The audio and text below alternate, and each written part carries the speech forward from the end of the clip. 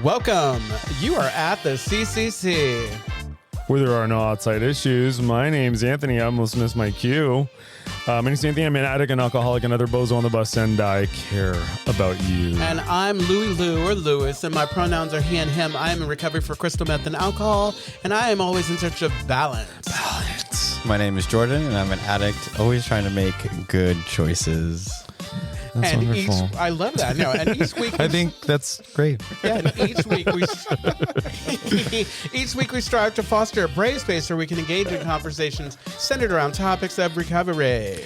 And our intention is to hold and inspire better spaces for more people in recovery by tackling issues sometimes used to separate us. Yes, but before we do that, please like, share, comment, subscribe, do anything that you need to do to make sure you catch these episodes. Be a better person. Yeah, exactly. Yeah.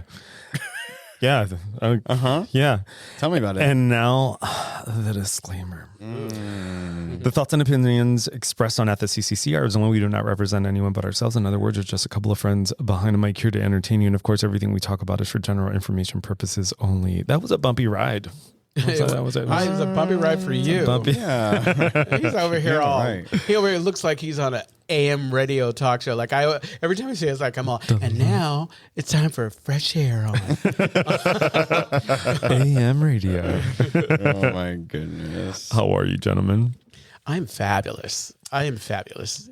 Yeah. You know, honestly, what? every No, lie to me. every Yeah. year around this time, you know, after beginning of the year? after the holidays with sponsees, I'm thinking to recover. People are traveling, doing what they're doing, and so we kind of lose touch. Yeah. And I feel like I'm a different person now because in the past I would freak out Yes. and think, "Oh God, it's like we got to get back on track." And I realized I'm not in control of that. Now we're rebuilding, and I'm loving it. I'm loving the reconnection and recommitment. It's like we almost have to have a recommitment ceremony. Recommitment ceremony with your sponsees. That doesn't sound problematic at all. Is that a thing? No, we don't.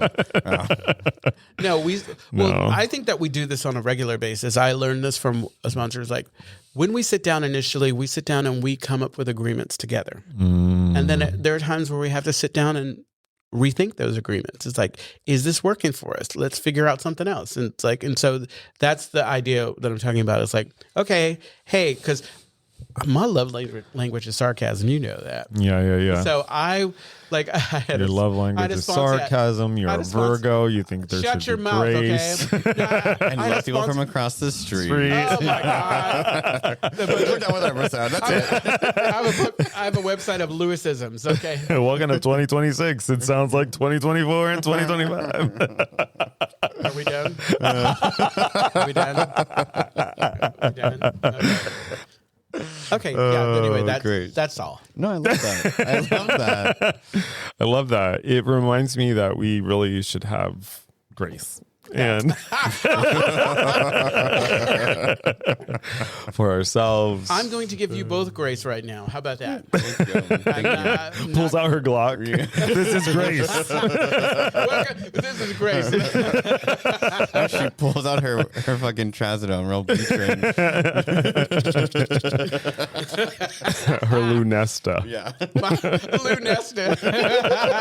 It's my Lunesta.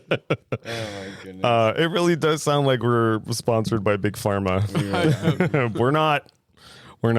Jordan, how are you?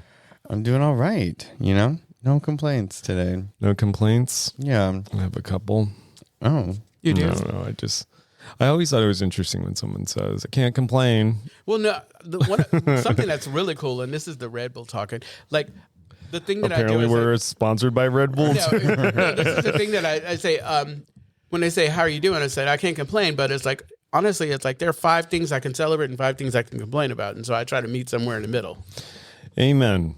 Yes. Well, I'll add that to the book of Lewisisms. Oh my god. Wait, was it? Most of the Lewis, There are 5. but you should know most of the Lewisisms, they're not original. I just add my flavor to them. You're right. Something I heard from somebody else. Yeah, it's like I take from you too as well. You're like all this, the time, the you know? Snapple. Like the Snapple. Snapple. Hi from Snapple. You remember Oh that my woman? gosh. So Jordan, how were you? We already. I was good. No Did complaints. we? Oh my God. Wow. I'm going to pinch you. Yeah, Are yeah. you here? Do you need a Red Bull too? I Bitch, do. snap But if out I of it. have one, I'm not going to be able to sleep tonight. Trazodone. I'm not planning on sleeping. Trazodone. Okay. What are we talking about today, Anthony? Today, we are on our very last episode of our 12-step series. Isn't it so nice to see something to the end? It is. I don't know about you guys, but I wasn't doing that shit when I was using. No, and you barely do it now. Oh, So oh my God. that's not even true. That's not even true. Oh, wow. Lewis, The last time I saw Anthony was on the podcast. Thank you, detective. Wow. Okay, so we're and our co-host was great. So we are wrapping up our 12-step series. If you're just listening for the first time, go back to step 1, the beginning of this series, where what we're doing is we are looking at the different steps 1 through 12, in that order. In that order, and we are allowing ourselves to be inspired by the step and to have conversations around what it might look like if you weren't necessarily someone in recovery and you were just looking for some guidance. So what do the 12 steps Or more like teach us if about you're not what someone in 12-step Yeah, recovery, because that's right. there's so many different ways to show up and to find recovery. That's right. And so, Jordan, do you have step 12 queued up? Oh my gosh, I do. And why don't you read it to us? Yes, step 12 is You learn a lot in a week. having had a spiritual awakening. As a result of these steps, we tried to carry the message to alcoholics and to practice these principles in all our affairs. And another way of thinking about step 12 is thinking about what we owe each other without saving anyone. So if we think about, I think there are a lot of things that get confused about step 12, right? There's this idea of like fixing other people or giving advice, or, can y'all think of any other ones? Like, In fact, when I think about step 12, there's only one way to do it, meaning like sponsorship or whatever. right. But step 12, there's so many different ways to do it. Yeah. Yeah, I guess when I think of step 12, I always think about the spiritual awakening. And like, I know a lot of people have a hard time of like, oh, what is a spiritual awakening? Do I need to see a burning bush? Do I need to like talk to God? Do I need to be touched by an angel? Do I need to be touched by anybody? Yeah. Right? Like, Well, That turned into something else. I know, exactly. It's like, do you want to talk about show me where he hit show On the me where dog. he touched you on the dog? Yeah. It's really interesting, right? And I think maybe one of the biggest misconceptions about step 12 is that we have to do something more, that there's something more that we have to do. And I see it a little differently. I don't think it's asking us to do more of anything, but I think it is asking us to relate to each other differently. Absolutely. Right? okay. How do you do that? That's a very good question. So let's think about what it was like to relate to people when we were drinking and using. What did that look like? Doing the ritual of drinking or using together. Right? Or like seeing like transactional, Or reactionary? reactionary. Yeah, reactionary. Like based in nothing. Right? Yeah. The beauty of the 12 step and what I pay attention to is like as a result of doing all the steps beforehand, and the steps are in order for a reason, and that's not a Lewisism. It's just they're in order for a reason. They prepare us for that end. I needed to figure out what the issue was. I needed to get honest about it, turn it over, do the work to figure out how, where I really am at fault, and be willing to let go of certain behavior. And so by the time I get to step 12, I'm really ready for the part of like, I can be a person among people. That's right. I don't need to be the center of everything. And step 12 in a lot of ways, it's not even asking for action. No? It's just, okay, I get to think about how I show up a little differently. Yeah. I get to pause. I get to kind of, I get to know when it is I open my mouth. I get to know when I need to shut up. Right. And it's about, exactly. And the other part here is that we're carrying a message, not ourselves. Yeah, exactly. Right? It's not like we aren't saving anyone. Right? Like we are maybe we're telling other people what we learned along the way. It goes back to we share our experience, strength, and hope. Absolutely. That's it, right? We're not advice giving. It's my experience dealing with X, Y, and Z. This is how I did it. This is what it looks like for me. And I think the other thing that it does too is that it's also encouraging people to not be alone in their recovery. Oh, absolutely. Because I think that you can see, I hear a lot of people, well, maybe not a lot of people, but I have met people who are like, I've been sober for 20 years. And I'm like, oh, have you ever, like, do you do 12 step or do you have like any community around it? And I'm like, no, I did it by myself. Yeah. And I think that that doesn't work for me. Yeah, and exactly. I don't know how it works for other people. If you're listening to this and that's how you did recovery, like, let us know how that went. I'd be very curious. Exactly. Please comment. It's like, I think that like, it's important to note, and this is like when I'm having these conversations, you can do it by yourself, but you don't have to. I mean, you don't have to. You don't have to take this walk by yourself. That's right. And then it's really helpful, like if you've had somebody, especially if you're doing 12 step or even whatever you're doing, it's like obviously you can look to somebody to act as a mentor or a guide or whatever. Mm-hmm. And so it's like it's individuals who have gone before and experienced and who are open to it, because I think that by the time I get to step 12, I was so ready to share the good news with somebody. Yeah. I'll share hallelujah. The good word. The good word. Exactly. Yeah. And I think if we also think about, like if we think about our lives drinking and using, or let's say, you know what, if you're listening and maybe you don't have those issues, maybe don't listen to our podcast. But Yeah, don't listen. It's like no, you can listen. But you know, if you don't have issues with drugs and alcohol, we can also think about step 12 being about how are we building relationships with other people and how are we getting out of ourselves, right? Because I think that's part of what happens with 12 step. If I think about 12 step in relation, like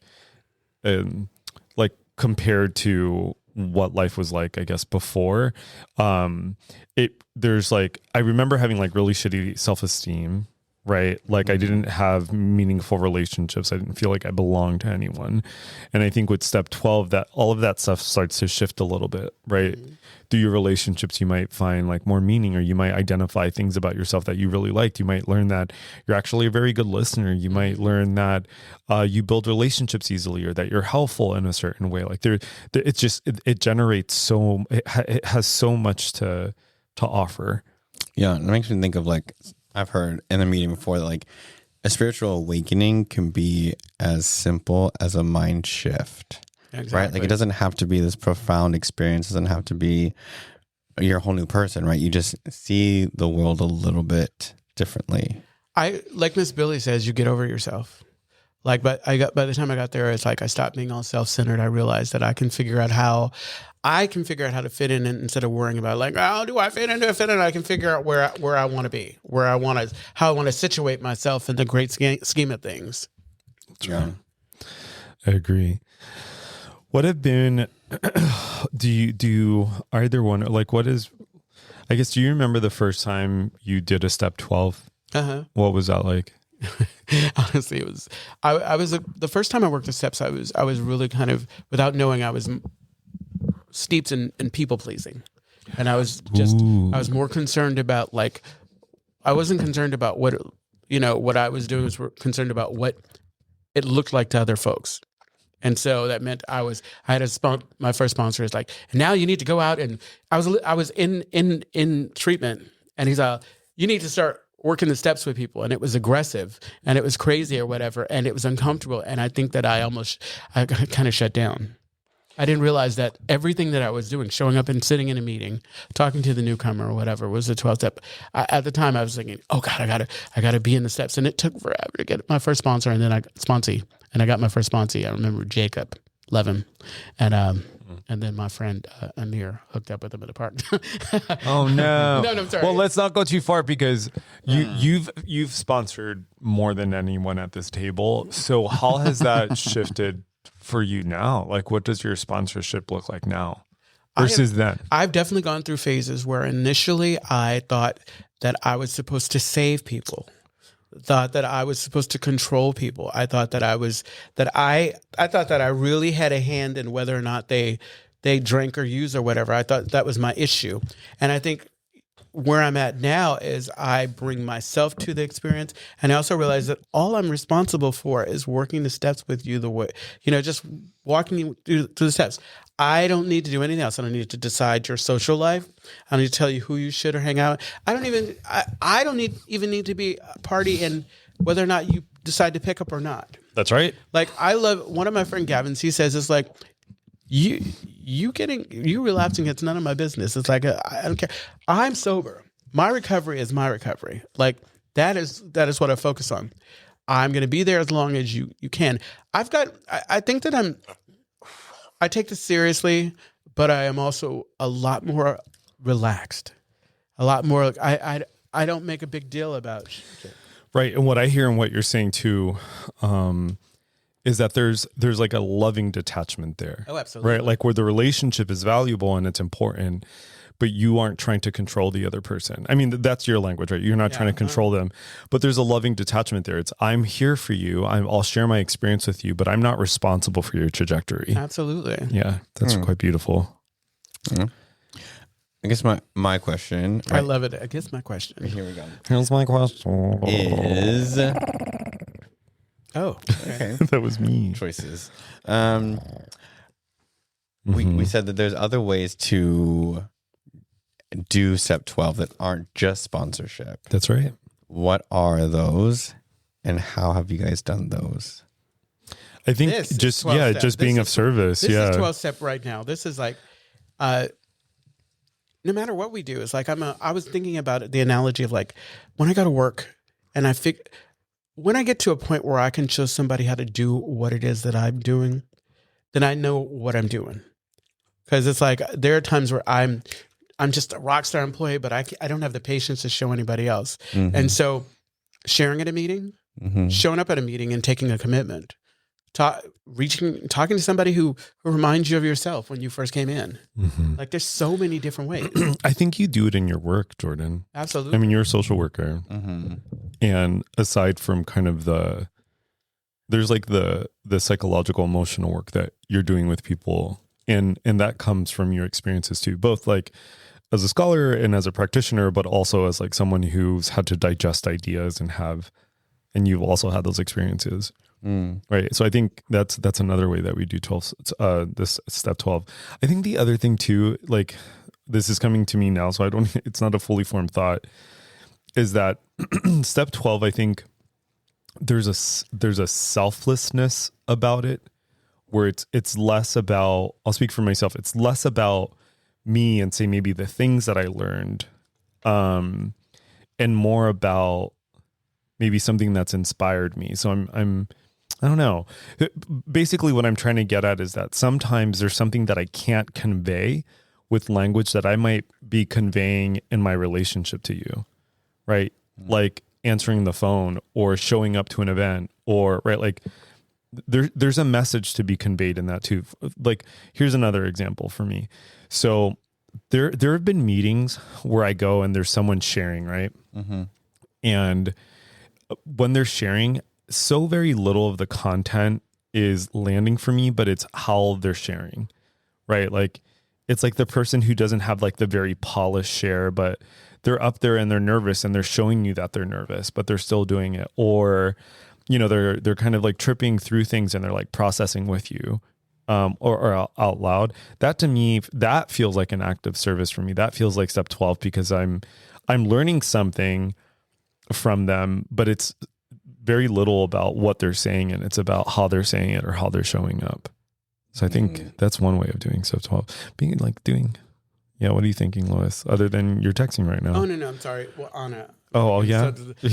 What you? I've been needing a little grace. Just a little. Not too much. Just sprinkle some onion like a seasoning. Yeah. No, I just agree. It's like, I don't know. It's like, I always say the steps. Oh, wow. I always say, because I gathered it from somebody else, the steps in a lot of ways is the most loving thing you can do for yourself. It's an opportunity to kind of do what we hadn't been doing. It's like to reflect, to look back, to acknowledge and just to own it, but not own it in a morbid or abusive way. Yeah. But just to say, okay, this is how I showed up, and I'd like to show up a little different.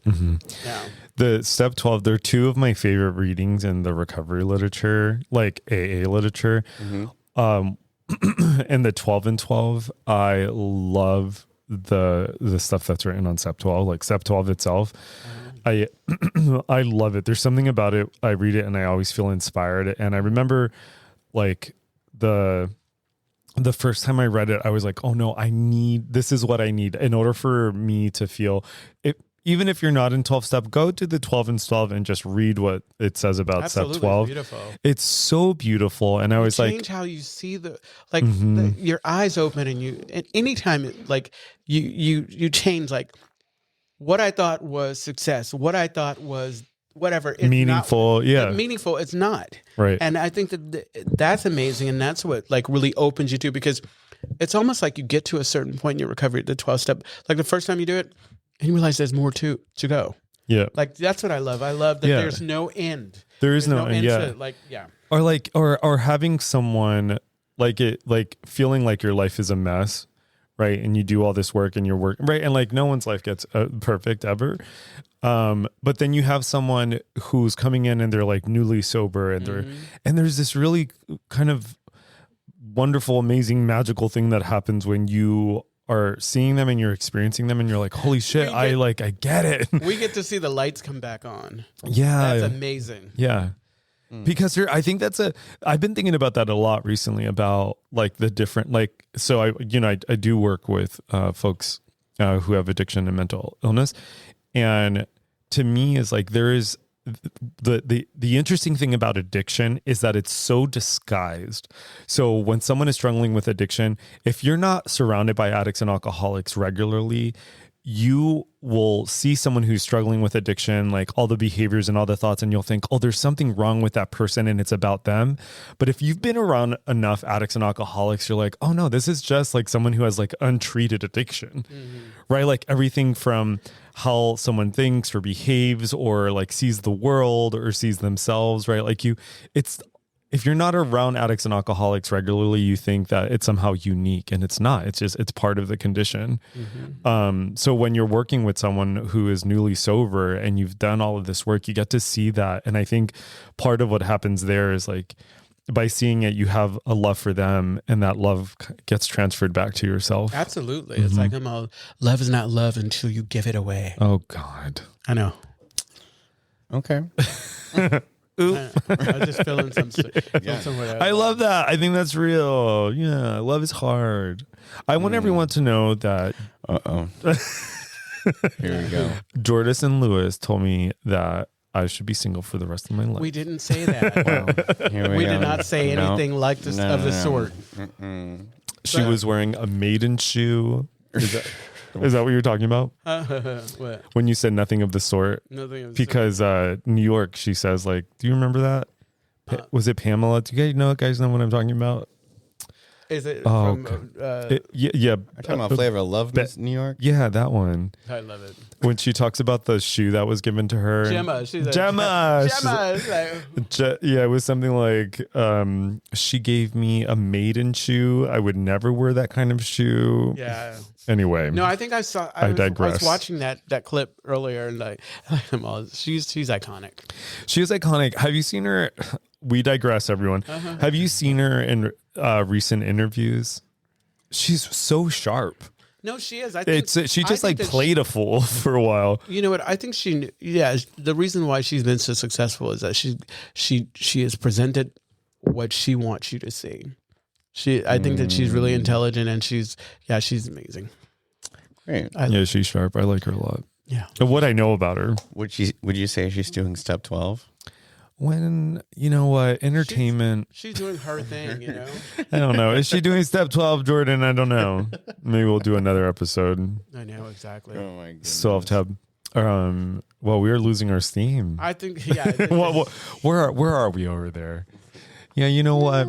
Ladies and gentlemen, this is what I'm going to encourage you to do. Oh, encourage us. Ladies and gentlemen. Encourage us. They, them, are they, them pals. Yes. Non-binary folks.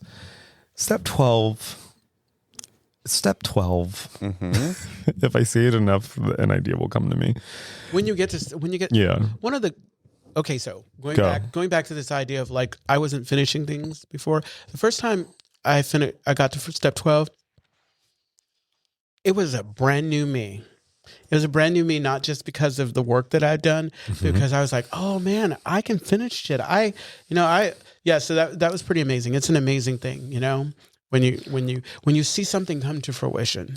Yeah. And I want to come back to, it's not asking us to do more. No. It's asking us to relate differently. Absolutely. It's asking us to prioritize ourselves.